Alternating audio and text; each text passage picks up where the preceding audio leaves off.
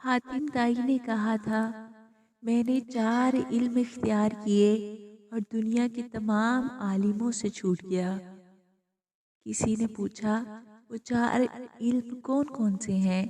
حاتم تائی نے جواب دیا، پہلا یہ کہ میں نے سمجھ لیا کہ جو رزق میری قسمت میں لکھا ہے وہ نہ تو زیادہ ہوتا ہے نہ کم، اس لیے زیادہ کی طلب سے مطمئن ہو گیا۔ دوسرا یہ کہ اللہ کا جو حق مجھ پر ہے وہ میرے سوا کوئی دوسرا ادا نہیں کر سکتا، اس لیے میں اس میں مشغول ہو گیا۔ تیسرا یہ کہ ایک چیز مجھے ڈھونڈتی ہے، وہ ہے موت، میں اس سے بھاگ نہیں سکتا، لہٰذا اس کے ساتھ سمجھوتا کر لیا۔ چوتھا یہ کہ میرا اللہ مجھ سے باخبر رہتا ہے، میں نے اس سے شرم رکھی اور برے کاموں سے ہاتھ اٹھا لیا۔